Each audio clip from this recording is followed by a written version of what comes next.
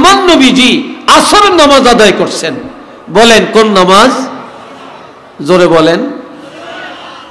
আসরের নামাজ আদায় করে আমার আল্লাহ দরবারে মুনাজাত দিয়া কান্দে কান্দে। আল্লাহ, আদম নবী আর মা হাওয়া একটু ভুল করার কারণে 360 বছরে কানলো। 360 বছরে লজ্জায় মাথা উঠায় না রে আল্লাহ।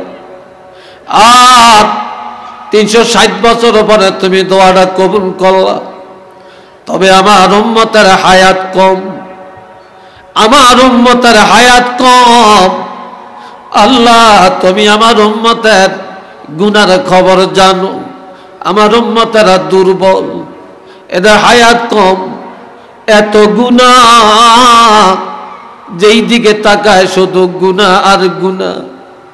গুনার সাগরে আমার উম্মতেরা হাবুডুবু খায়। হাঁটতে গুনাহ, চলতে গুনাহ, চলতে গুনাহ।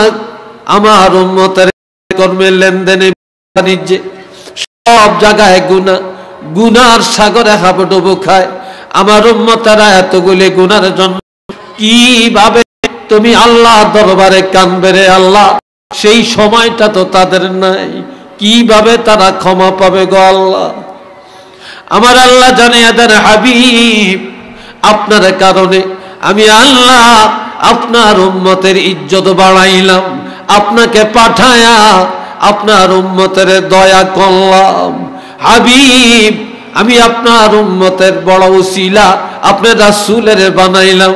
তবে জানিয়ে রাখেন, আপনার উম্মতের 300 বছর কাঁদতে হবে না, 200 বছরও লাগবে না, 100 বছরও লাগবে না, 1 বছরও লাগবে না, 1 মাসও লাগবে না, একটা দিনও লাগবে না, 1 ঘন্টাও লাগবে না, আধা ঘন্টাও লাগবে না, 10 মিনিটও লাগবে না, 5 মিনিটও লাগবে না।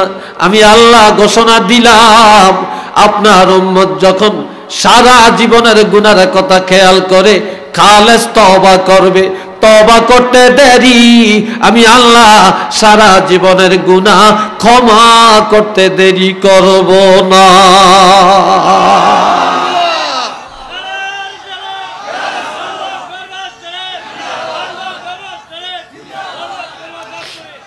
আল্লাহ আল্লাহ আল্লাহ, একটু জিকির করেন লা ইলাহা,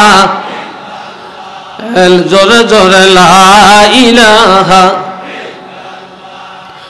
লা ইলাহা, লা ইলাহা, লা ইলাহা ইল্লাল্লাহ